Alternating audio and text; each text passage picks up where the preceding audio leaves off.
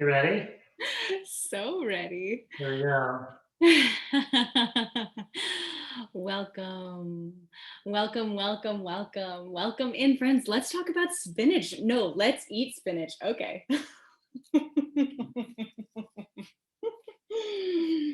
It's true. This is spinach that actually overwintered for us.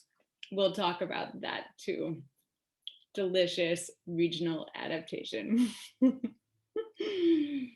So, as you're coming in and welcome in, please say hello. Introduce yourself in the chat. Say, hey, my name is, and shout out where you're from too, where you're from, where you call, where you live now. And if you know the indigenous people whose land you occupy, shout them out too. Sending love from Fruition Seeds. This is Petra. I am Petra from Naples, New York, from what we now call the Finger Lakes. We occupy Haudenosaunee, Seneca territory. Unceded lands are so sacred and teaching us gifts all the time. We are so fortunate to farm and grow in so many ways on this land.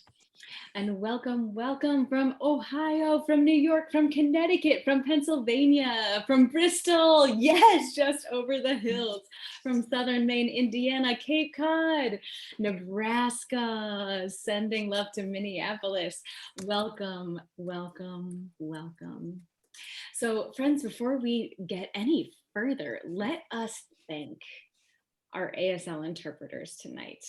Kira Avery, who we now see, we love you. And Miriam Lerner, who you will soon see, we thank you. And also dive into the chat anytime with any question, whether it's a clarifying question or a big overarching existential question. Matthew, my beloved partner, is there in the chat, and he is a font of knowledge and will be happy to accompany you for the next hour in chat. So don't be shy, dive right in. And I'd also love to thank the Fruition crew. There are 9 of us full-time at Fruition Seeds. And without each and every one of us, I would not be here smiling and munching on spinach and sharing my love of spinach and so many other seeds with you tonight. It takes a village. And I'm so grateful to be a part of this Fruition family and to be a part of this community that holds us and to be a part of the community that you, here we are, even in our little surreal rectangles of Zoom. I envision us all sitting in a big circle tonight. So settle on in and let's just give a final thanks and shout out to our ancestors, both plant and human, who have co-adapted for thousands of years together, that we might be together tonight as plants and humans growing each other. I deeply believe our gardens grow us more than we grow them. And before we dive even a little bit farther, let's talk, because if you would love a little follow-up email, here's what you're going to find. And if you're joining us live, I love you. What fun. And you're going to get this in your inbox. And if you're joining us after the fact, there's an opt-in just below this recording, this video, and you can get this email too. And you'll receive a whole growing guide, our 7-page beautiful spinach growing guide. And you'll also get an invitation to our Seed Starting Academy. You'll get our free 40-page ebook.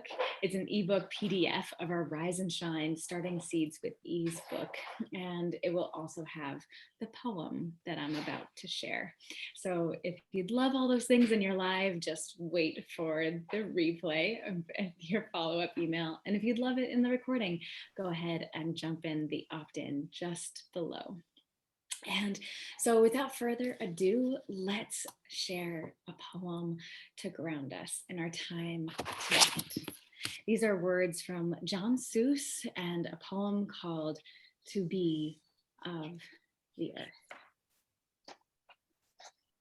To be of the earth is to know the restlessness of being a seed, the darkness of being planted, the struggle toward the light, the pain of growing into the light, the joy bursting and bearing fruit, the love of being food for someone, and the scattering of your seeds, the decay of the seasons, the mystery of death, and the miracle, always, of birth.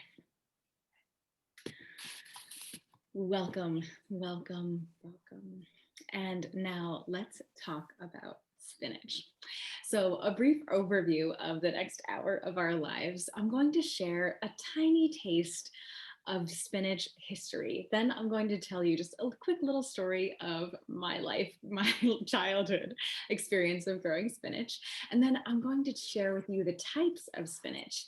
Then we're going to talk about planning, garden planning. If you're garden planning right now and want to include spinach, here are some keys to keep in mind.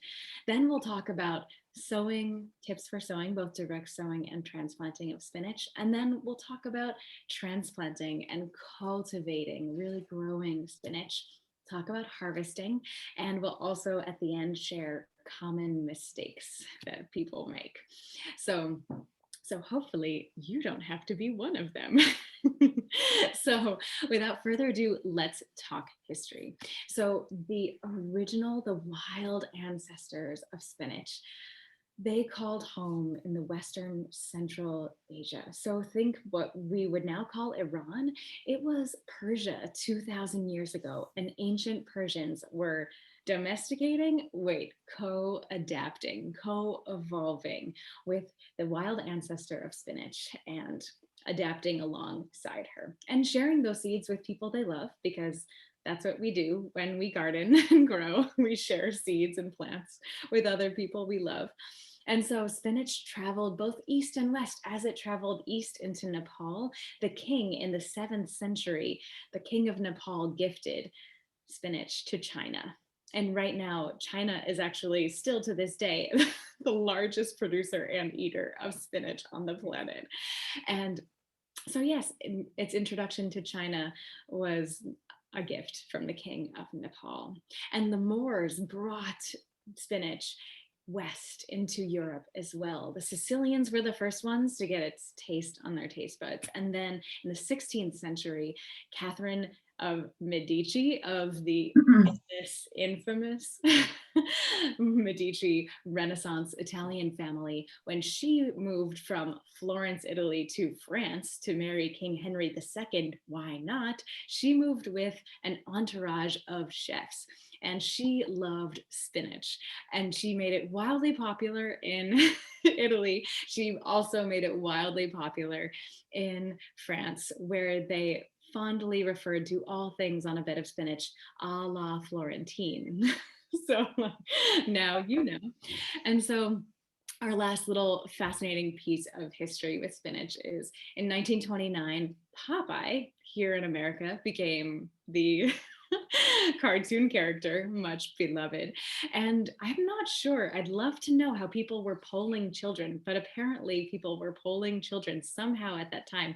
And spinach instantly moved. Frozen, but I have no sound. Third.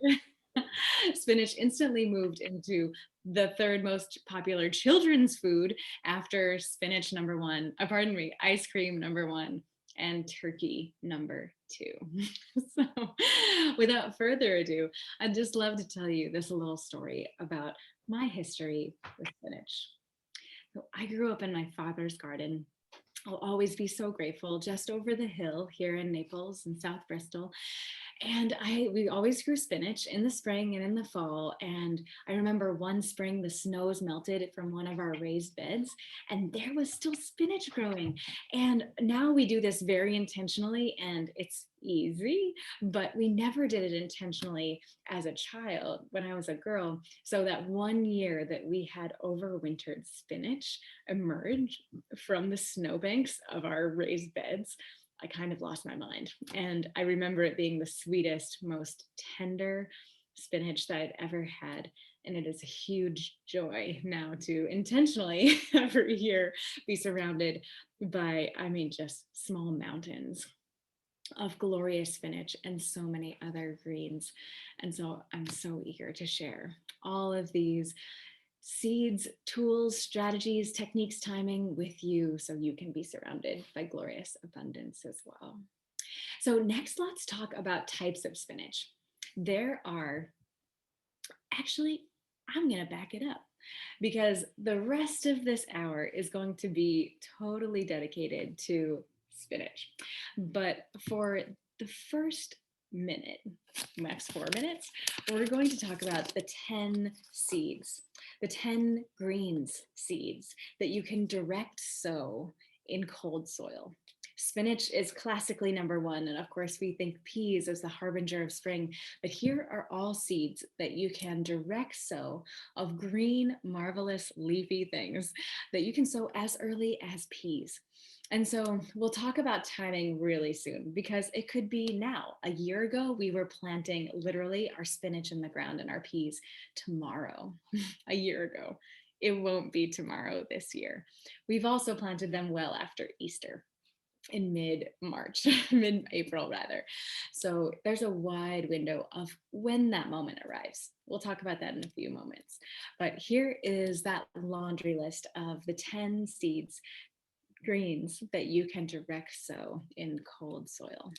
So yes, first and foremost, yes, we're about to talk for the next hour about spinach. And there's a bunch of different kinds of spinach. And so we'll talk more about those soon. And there's also Asian spinach, also called tatsoi. And it's a different genus species, but its bright mineral flavor and buttery crisp texture is really similar. And so we use it in all the same recipes, both cooked and raw. If you haven't tried it, I'm so excited. We'll talk a lot more about Asian spinach or tatsoi in the next hour as well. So you can also grow arugula, sow it as soon as the snows melt. You can also sow kale. And here is a laundry list of kale because not all kale is equally cold tolerant. So here are our most cold hardy kales to our least cold hardy kales. And they're all cold hardy. If you plant any of these kale and it snows next week in a month, they won't bat an eye.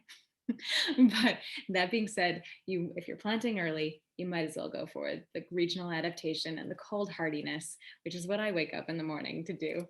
So our most cold hardy kale is our red Russian kale.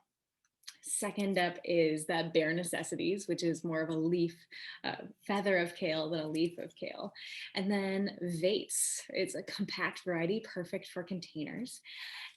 Big wide leaves, perfect for chips. And this beautiful rainbow lacinato is glorious. And here's where this lacinato dino type, it's the least cold hardy of all the kale. And back into incredible cold hardiness, our wintergreen mesclun mix. So our friend Dan Brisebois up in Montreal, he has tournesol seeds, tournesol as in French for sunflower, and he grows incredible regionally adapted organic seeds. We love collaborating and learning from Dan, and this is his selection that he's been working on for well over a decade. So that it grows and regrows really quickly, even in very cold temperatures. It overwinters for us. Also, Shanghai Greens, these lovely little baby pak choys, are so fabulous. You can also direct sow full-size Napa cabbage, though I tend to transplant it, but you can totally direct sow it and then thin it and eat little baby Napa cabbages as well. And spring rob too. No, not broccoli. That you want to transplant. And you can transplant rapini as well, but rapini, broccolini, broccoli rabe, a rose by any number of names would be so delicious. But rapini is equally good, transplanted or direct sown. And also turnips. I know it's a root, but wait, turnip greens are delicious. So best of both worlds. And finally, cilantro. Who knew? Loves to grow in the cold. Actually is sweeter, more tender in the cold than it is in the summer. And it doesn't bolt as quickly. How many of you had cilantro bolt way too fast? Right? It's just what cilantro does. But in the cold, cilantro is a whole different story. So those are the seeds that you can be direct sowing right now. And of course, there are more like peas and radishes, but those are the greens that you can be sowing right now. So now let's talk spinach, and we'll talk types of spinach, then sowing, growing, harvesting, and then the common mistakes that people make and that I have made that I'm eager to share with you so you can possibly be saved some heartache. So let's talk types of spinach. First, there's classic spinach, and then there's Asian spinach or tatsoi. So classic spinach is what we generally think of as spinach here in North America. And so classic spinach, it's a totally different genus species compared to Asian spinach. And Asian spinach is, I mean, it looks more like a spoon of a leaf, but it has very bright mineral flavor and a really lovely buttery crisp texture. So honestly, if you love spinach, don't think of it not as spinach. I love to call it tatsoi, and I will for the rest of this evening. But know that that's some of the differences between Asian and classic spinach. And we'll talk a lot more about those differences because they're really similar, and there are some awesome differences. Like classic spinach only grows in the cool spring and fall soils. Tatsoi, we can harvest and sow any month of the year. It's incredible. Heat, summer, cold of spring, even of winter. Yes. So next in the types department, there's smooth and Savoy leaves. So there are smooth Hey, leaves. Petra, can I just stop you for a sec? Oh, of course. This is actually for Kira. We've forgot to put up the closed captioning Oh, on the thread. So if Kira can hear me, hopefully she, oh, I see it. Yay, amazing Kira. thank you. Transparency of facilitators, sending so much love. Thank you, Kira. Thank you, Matthew. Thank you, whoever wrote to us about captions. And thanks again to Lisa for showing us how to make captions. Hooray, hooray. So now let's talk about smooth versus Savoy leaf. Often you can see that smooth leaves, what you get in the grocery store is often just a smooth flat leaf, where some of the Savoy leaves are very crinkled, like imagine a Napa or like a Savoy cabbage. And there are also semi-Savoy leaves, like this is a semi-Savoy leaf of our winter giant. And you can see that it's pretty flat, but it also has some lovely crinkles. So honestly, the texture, the flavor is all identical. That flavor texture will vary depending on the season. So the quality of the soil it's in and the temperature that it's experiencing, those are the variables that will impact the flavor and the texture, not the genetics. But it's more than of a texture, whether I personally love the semi-Savoy because I love just those nooks and crannies for salad dressing. Let's be honest. But those nooks and crannies also make it easier for little soil particles to hide. So if you really don't love to clean and wash vegetables and you're not going to be impressed with a tiny little bit of grit, flat leaf. So there's also is like baby leaf versus flat leaf. So that is honestly just a differentiation that happens by you or the farmer. It's not a variety. So there's no variety for baby leaf spinach. You just simply harvest spinach when those leaves are as small as you would love to eat them in a baby stage. So now you know. And also there's some other really fun, pretty fun and easy to grow esoteric kinds of spinach like Malabar spinach and New Zealand spinach that are grown very similarly, but with some differences. I won't really talk about those tonight. I just wanted to mention them in our talk about types of spinach. And now let's talk about garden planning and spinach. So first and foremost, spinach is it's pretty easy, and it wants to live in both full sun or partial shade. It can be fuller sun in the spring and be in the shade of other taller plants in the summer. And then think like leaves. are their own solar arrays. So here's a generalization. You can grow leaves in partial sun more easily than a flowering and fruiting crop.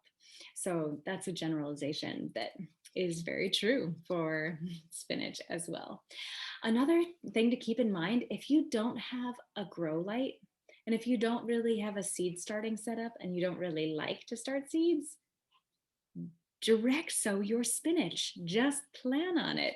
And here's on the flip side of the coin. If you hate weeding, you're not alone.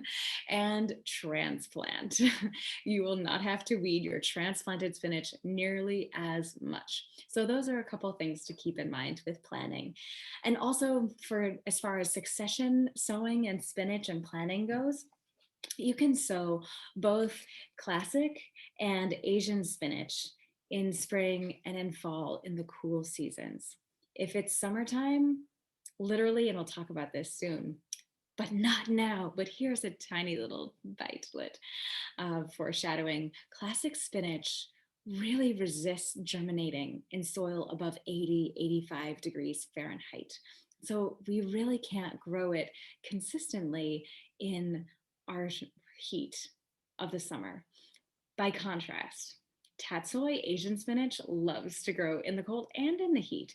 So you can plan on growing spinach, classic spinach, only in the cool weather of fall, and it'll overwinter, and grow it in spring as well, while your tatsoi Asian spinach all season long.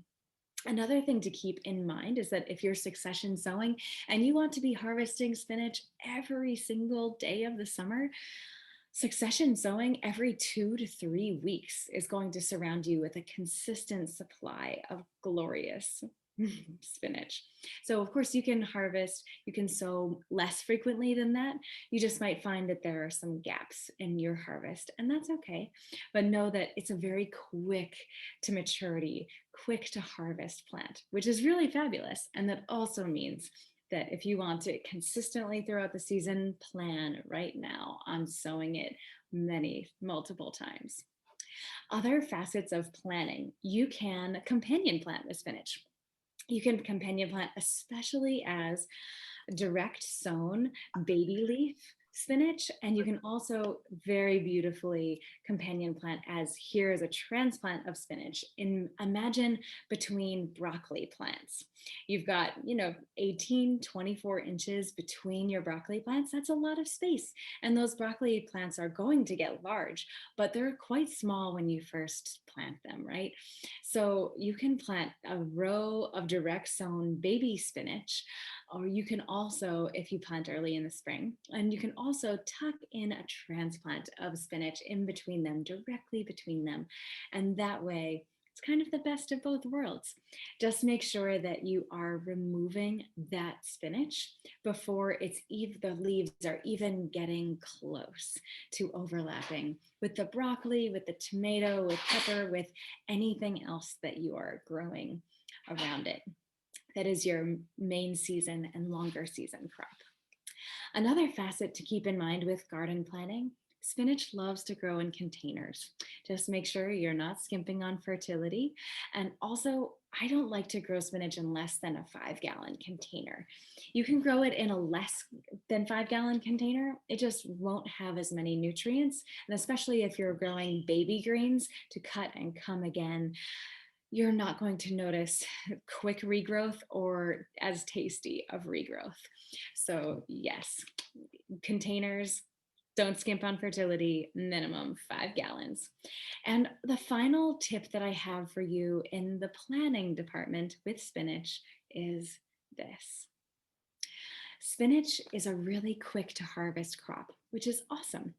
So it's not like it's a super heavy feeder, doesn't need a lot of nutrients. That being said, think of feeding your spinach, not as feeding your spinach, but by feeding your soil.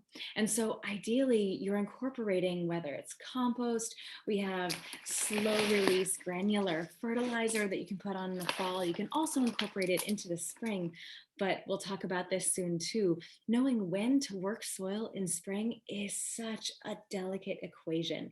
And anytime you can really infuse your soil with nutrients in the fall, that's just going to, almost like a soup, a soup, those flavors meld so beautifully, right?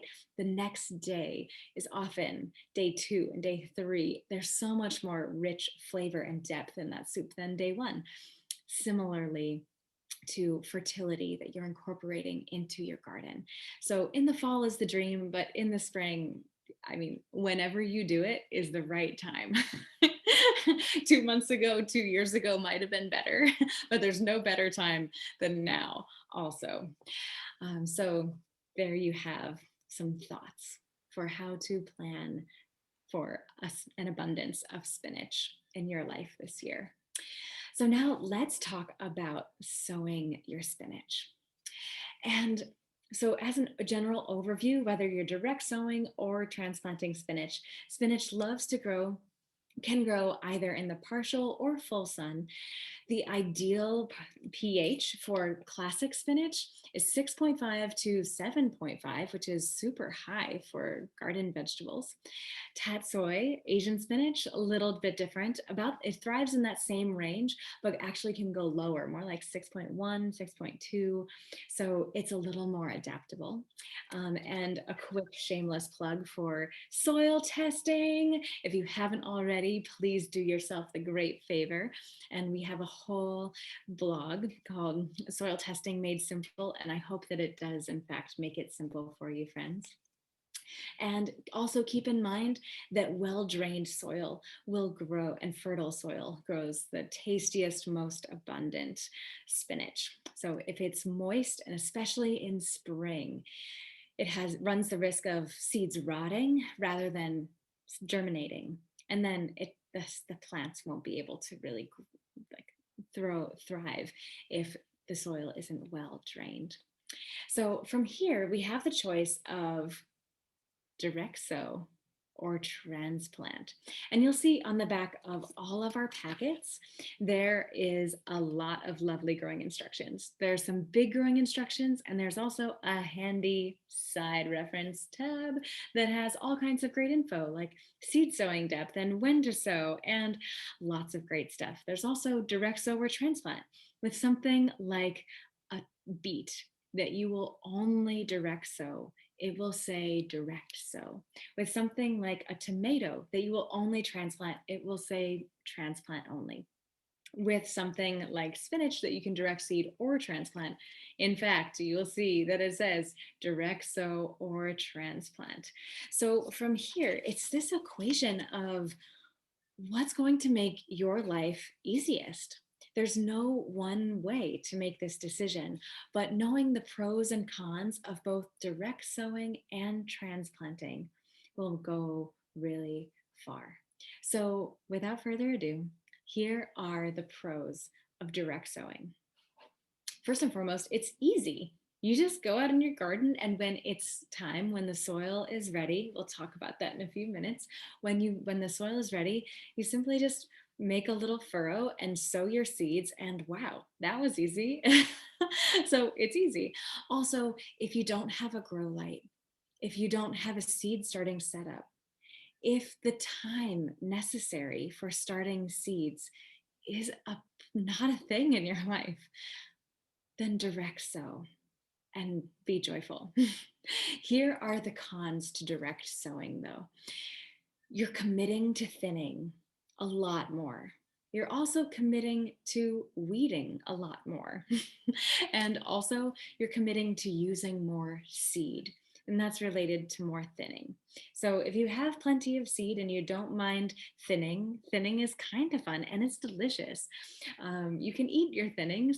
And if you don't mind weeding and you've got really nice soil and really great tools, by all means, then that's really not a con. But those are the pros and cons of direct sowing. Transplanting, here are the pros and cons. Transplanting, the pros, you are not doing nearly as much thinning. I mean, you're like transplanting them at exactly the spacing that you want them to grow into. That's easy and awesome. Also, you're doing way less weeding.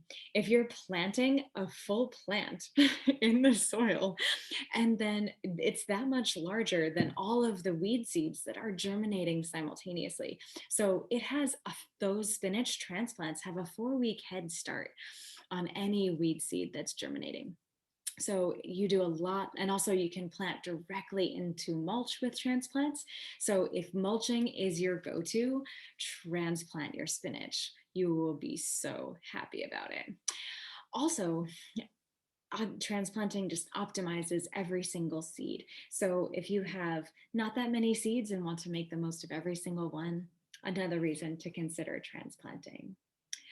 By contrast, there are, of course, lots of pros and cons to everything. Here are the cons to transplanting spinach. So you need a seed starting setup, and ideally you have a grow light. Technically, you don't need one. Any transplant above older than 5 weeks old, it's really not optional. Tomatoes, peppers, eggplants, you need grow lights to grow really healthy, effective, strong, going to be abundant, happy transplants.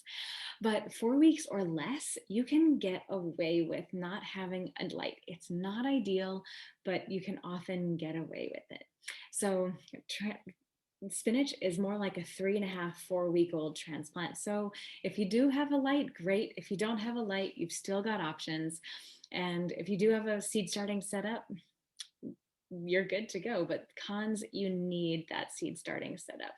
And then when it's time to care for your seedlings and you don't have those times, and especially then that's a con. And then also keep in mind that stressed seedlings mean that you are going to have less abundance. And specifically in spinach, how many of you have had spinach that just bolts way too early or earlier than you want it to, right? So bolting is a sign of it's wanting to go to seed, but often that's a sign of stress as well. So it could be heat stress, it could be water stress, it could be because your seedling, especially if you're growing in a cell tray rather than a soil block, if those seedlings are root bound, they're going to be more stressed. They're going to bolt sooner. So there are some pros and cons of transplanting versus direct sowing spinach. And advantages are not always advantages. Disadvantages are not always disadvantages. And honestly, we do both. And so widely experiment, see what works best for you, and take notes as you go. So let's talk about days to germination in this sowing department. So spinach has one of the widest windows of germination temperature, which is just amazing. You'll find that it germinates in really cold soil, although not as quickly as it does in warm soil, but in too warm of soil, it doesn't really germinate. So it's true. Here's that range. Optimum germination temperature, interestingly, for both classic spinach and Asian tatsoi, 77 degrees Fahrenheit. And spinach is slower growing, although it can germinate at a lower temperature. So at 35 degree soils, which let's just check in, 32 is freezing. So 2 degrees above freezing soils, spinach can germinate, but it's going to take 30 days. It's going to take a month plus to germinate. And so that means that seed isn't going to rot necessarily. It's just going to sit there and wait for the soil to get warmer. So it's spinach, Asian spinach, tatsoi, 45 degrees soil, it just takes 9-10 days to germinate. So although it doesn't germinate as low as temperature, it will germinate much more quickly than classic spinach. Some fun things to keep in mind. So that's among other reasons why you can technically sow your spinach seeds as soon as the snow melts and as soon as that soil is well drained enough for it to not be soup and for you to actually sow seeds. but often it's worth waiting 2, 3 weeks after that stage for that soil to warm just a little bit more. So your seeds will germinate that much quicker, because if your spinach is germinating, weed seeds are also germinating. And the weeds are very adapted and adept at just outgrowing the competition. That's their thing. So it's very difficult for, cultivated vegetables to be competing with annual weeds. So reasons to hold your horses, often just a couple weeks. So other things to keep in mind is just, let's talk about when to sow. So classic spinach is spring, fall, cool soils. And so for us here in Zone 5, that can be anywhere from mid-March to mid-April is our first succession of spinach. We'll then every 2, 3 weeks be sowing spinach again until about 2, 3 weeks before Memorial Day here in Zone 5, which is about when it really starts to ramp up the heat. And planted close to Memorial Day, spinach bolts really quickly, classic spinach especially. So at that point, we stop sowing classic spinach and we will start replanting it in the beginning of September, and honestly all through September. And those sowings often overwinter for us. And we'll talk about season extension soon. So Asian spinach, tatsoi, you can sow in those cool windows. You can also sow in the heat. And so it's kind of fabulous. From the first moment you sow it, you can be sowing every 2, 3 weeks all the way through the end of September, and you'll be enjoying it all through the seasons. You can enjoy it as microgreens, as well as baby leaves, as well as full-size leaves. Just a quick note, classic spinach, not a great microgreen. Her cotyledons are very long and narrow, and she just takes her time to germinate compared to brassicas and lots of other classic microgreen seeds. So classic microgreens, a classic spinach, not a great microgreen. Asian spinach tatsoi, fabulous microgreen.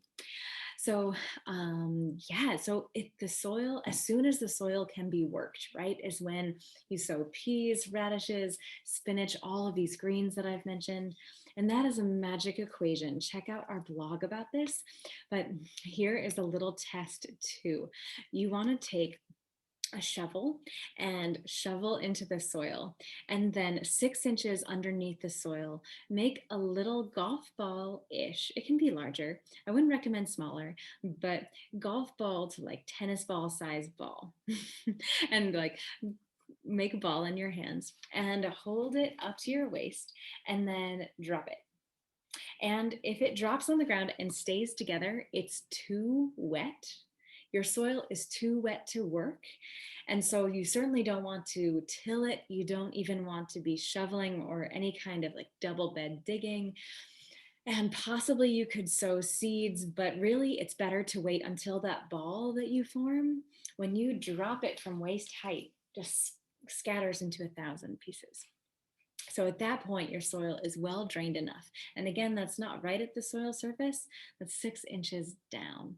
So that's a fun little trick to know when you can safely be working and really standing on your soil, and be confident that those seeds that you sow are going to grow and that soil structure is not going to be destroyed.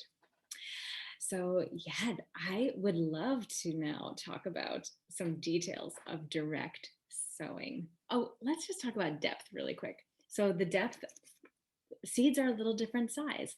The classic spinach seeds are a little bit larger than Asian spinach, tatsoi. And so classic spinach is 1/4 inch deep, tatsoi 1/8 of an inch deep. As a general rule, you want to sow seeds twice their depth. So it's a really common mistake that people make, just sowing seeds way too deeply.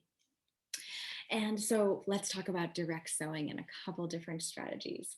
You can grow it as a single row. I love to grow it as kind of this 2 inch or even 3 inch or sometimes even longer, just this band of seeds. So rather than just one single row, think outside the row, think outside the box, monoculture of the mind.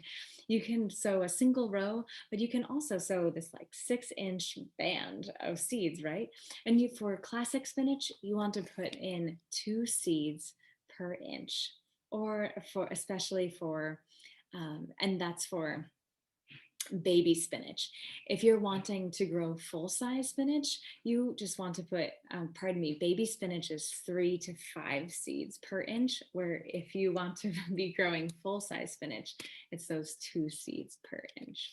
And classic spinach, pardon me, Asian spinach, by contrast, you can direct sow it for full size, and for baby, about twice that.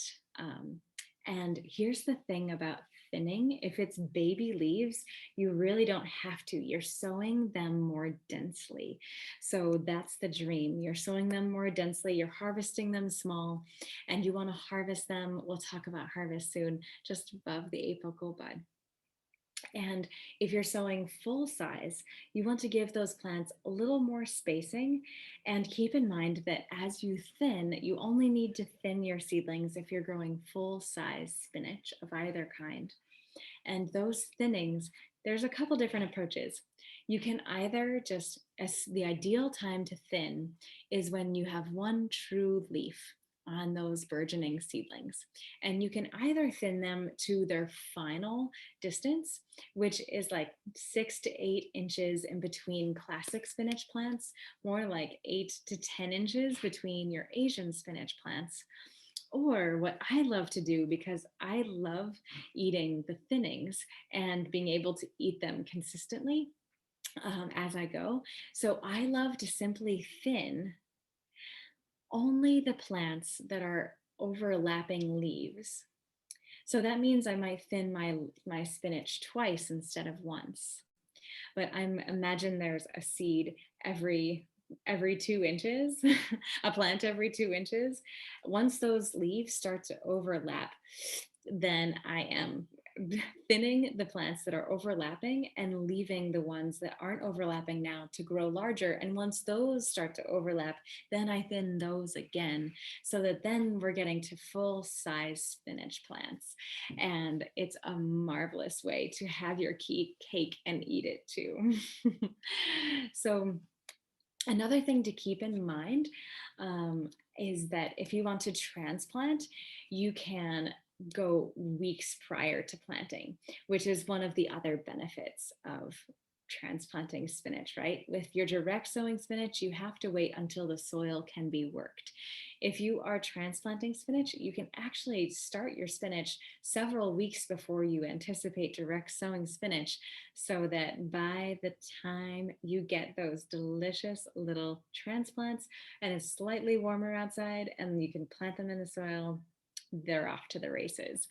So for us, that's often early March that we start them, but that's for like serious go-getters. Don't feel like you need to go to those lengths. Just know that that is one of the many options in your life. And if you are transplanting, here are some things to keep in mind. You can start them in soil blocks, is my favorite. Your large soil block is great. No need to use a mini blocker for Asian spinach or classic spinach.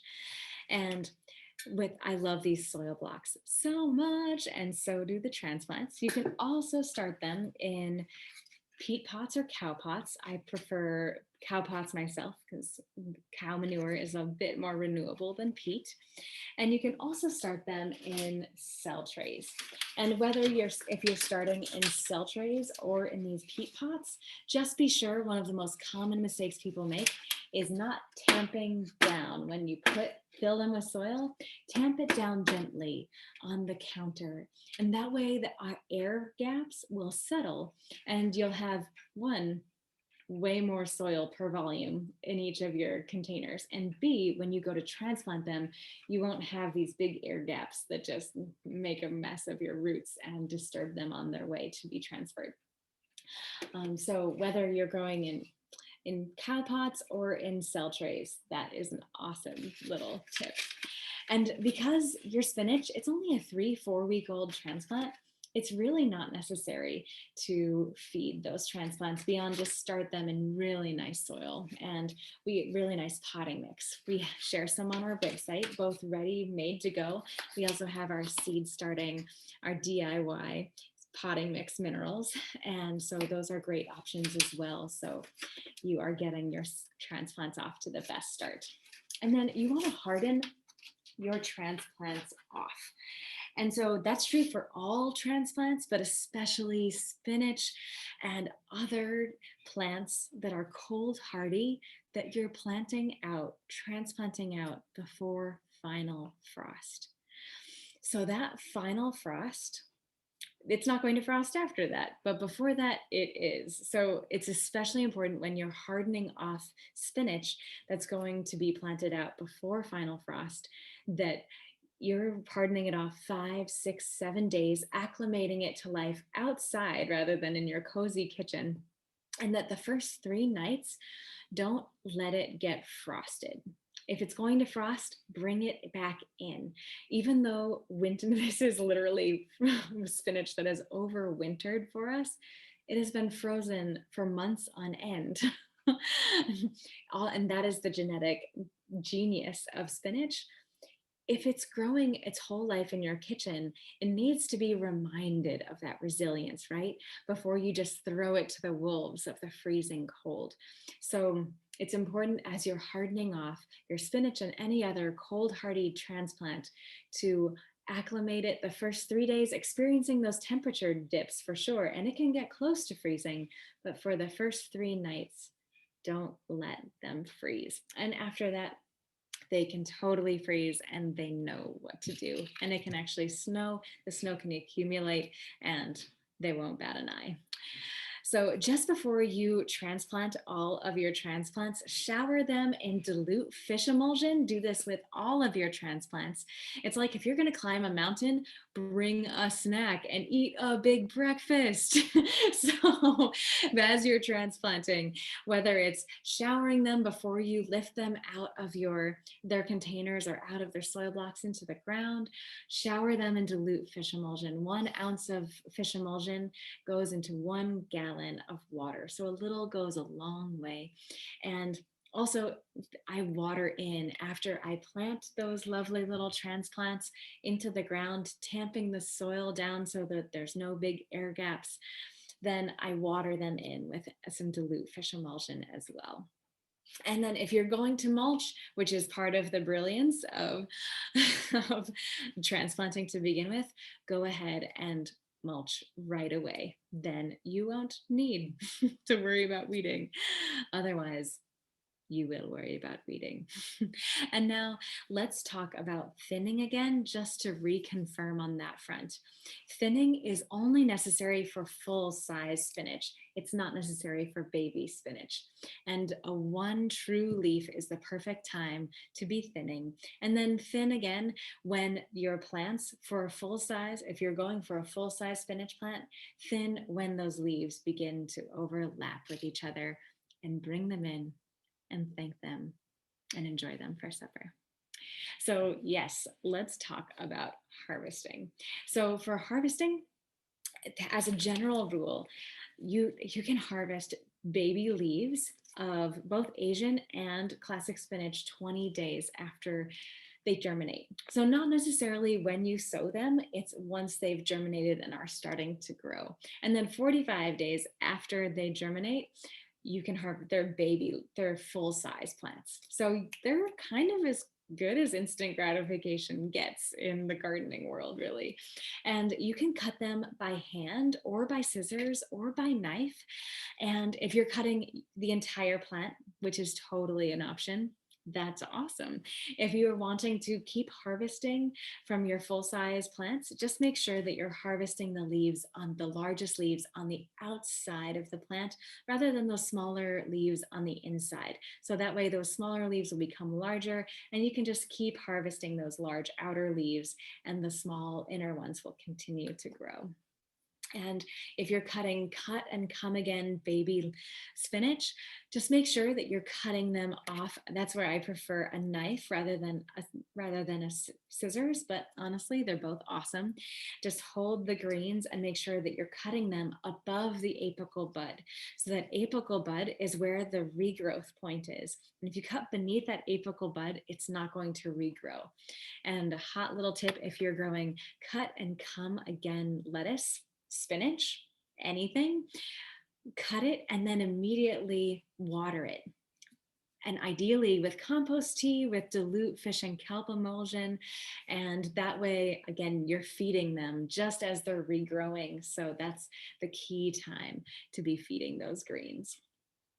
And also, once your spinach has gotten to a certain point in its life cycle or it's just stressed, it's going to bolt, it's going to go to seed, it's going to rise, sending a seed stalk up. And there are a few things to keep in mind. Once spinach bolts, it's done. It's really not worth then picking leaves, just harvest the whole thing and eat it right away. And if you have a ton, then just make a delicious Indian saag. That's my strategy. But don't just try to keep harvesting leaves. Like basil, you can really pinch back if it's starting to flower. Spinach, not so much. So with those outer, if it's starting to bolt, just harvest the entire thing and eat the entire thing. And then here are a few things to look for because spinach will actually give you clues to when it's about to bolt. So spinach is really glossy, right? If it's really happy, healthy spinach, it has a gloss, a sheen, a shine to it. And once it decides that it's about to go to seed and bolt, it turns from gloss to dull to matte. So once you start to see that transition, you know it's about to go to seed and you might as well just eat it right now. Because once it starts to bolt, it gets more bitter and more tender, more tough as well. So another thing that happens is that the leaves just aren't regrowing as quickly and as voluminously. So instead of being these large, lovely leaves, they're going to be smaller and smaller. So at that point, that's another clue that your spinach is getting ready to give up the ghost and go to seed. And speaking of seeds, I won't be sharing in this particular session about seed saving of spinach, but you'll see in our spinach growing guide, there is a whole section on growing not only classic spinach, but on Asian spinach, on tatsoi. And also we have a whole webinar, also in our webinar library on our website about seed saving. And two, you'll see a bunch of videos that we have on seed saving of spinach and lots of other plants as well. So I love you if you're going spinach, and I really, really love you if you're seed saving of all different kinds of spinach. So a couple other tips on sowing, on harvesting spinach. You want to harvest in the morning. In the cool of the morning, there's the most water in the plants at that point, also the most sugars. So it's most flavorful and it's going to just store in your fridge longer and it's going to have a better texture for your salad, whether you're eating it immediately or in a few hours or in a few days. And yeah, a few other things to keep in mind with feeding your spinach. The prime time to feed your spinach after you've transplanted it is 3 inches tall. So again, dilute fish and kelp emulsion is the dream, but nothing compares to just feeding the soil below before you even plant, whether it's with compost, which we love to share on our website, or other kinds of granular, other fertilizers that you may have. Feeding your soil is how you feed yourself, and you're feeding literally millions of other living, breathing beings, most of whom you can't even see before you're feeding yourself. And thank you for remembering and thanking all of them in the meantime. Another couple little pieces. I'd love to just touch on pests because with classic fish emulsion, wow, classic fish emulsion with classic spinach. You'll find that they get leaf miners, and there are these tiny little, and you'll see on our website photos of leaf miners. And of course, Google can entertain you with millions of leaf miner pictures as well.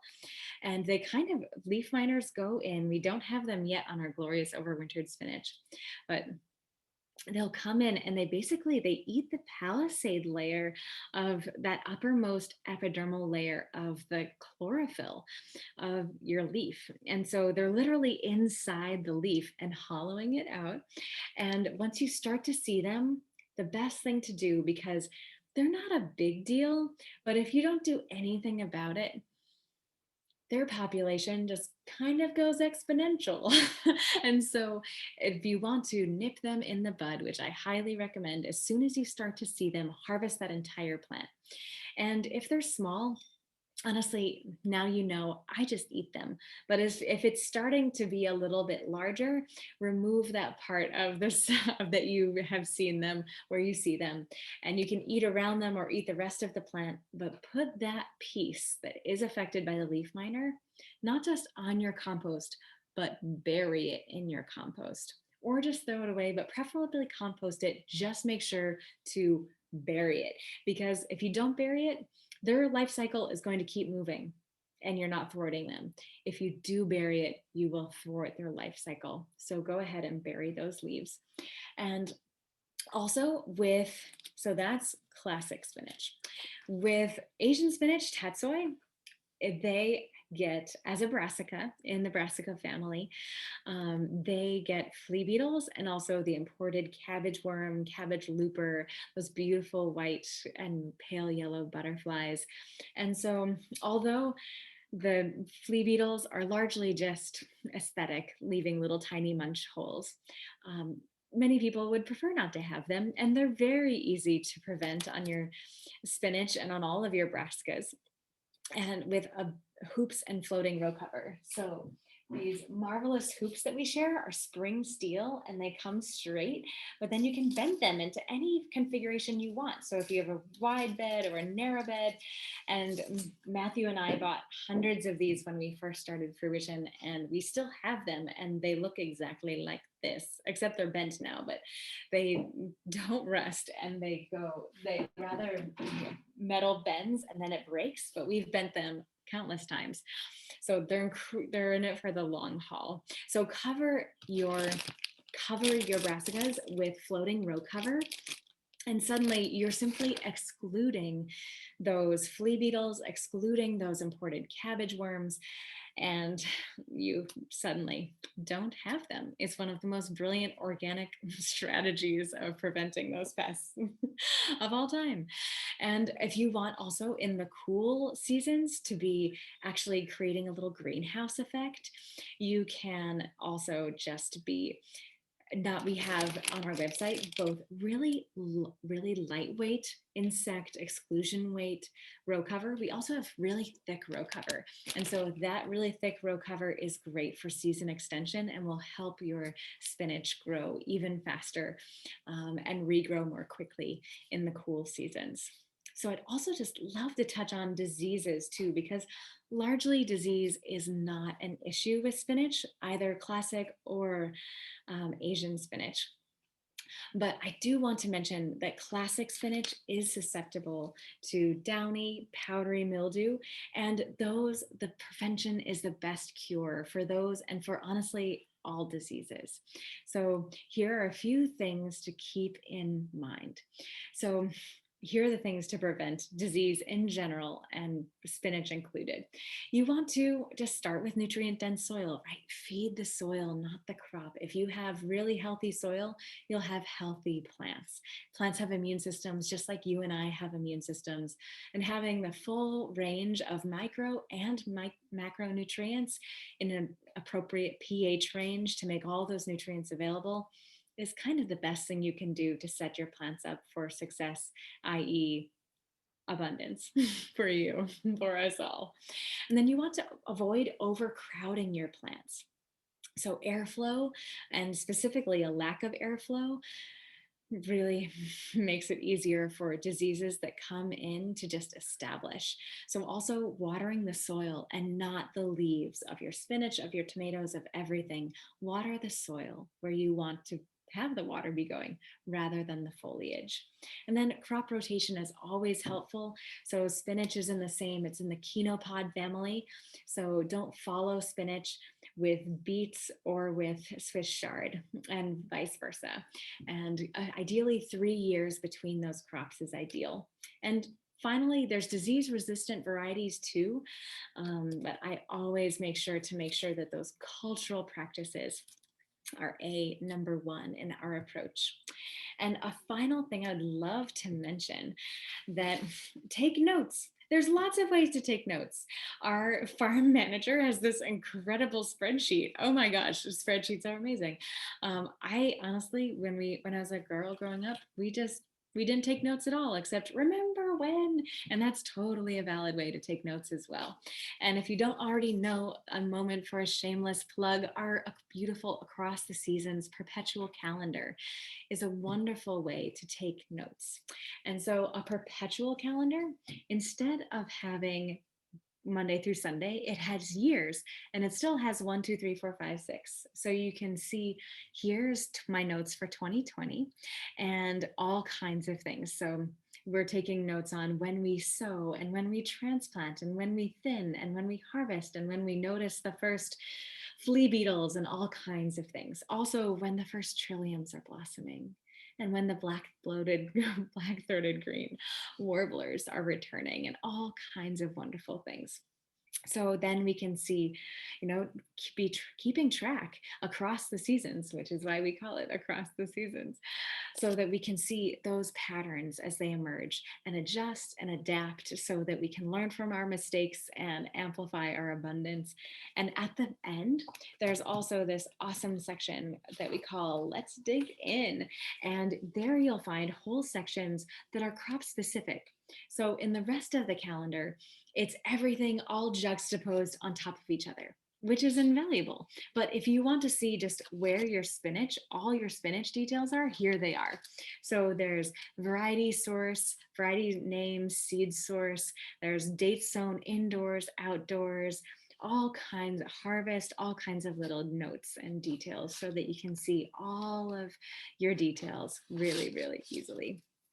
And also you'll find at the top of it a direct sow chart as well as a transplant chart with tons of awesome info that's relevant beyond just zone 5. It's judging by weeks before and after frost rather than by zone. So it'll be relevant no matter where you garden.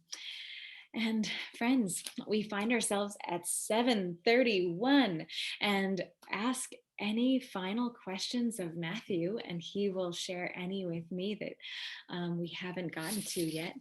And in the meantime, I am just so grateful for you, friends. It is such a joy to be together. And I have learned all of these things from my father in his garden, from countless farmers that I've worked for a long time, and other gardeners, honestly, from you all. I love whether it's people responding to and sharing over email or on social media. It's when people gather on the farm, and I can't wait to invite you all back to the farm one day. I am learning so much from you all, even as you are learning from me. So please don't be shy. We are all in this together. We all are students. We all are teachers. And I'm so grateful to be on this journey with you. So keep in touch, don't be shy, and I would love to invite you all to come off mute and say good night, and thank you to our interpreters and Matthew. Good night. Good night. Thank you. Thank you. Good night. Thank you. Good night. Bye. Thank you. Happy, Good night. happy Bye. birthday. Have a great dinner. Bye. Thanks, guys.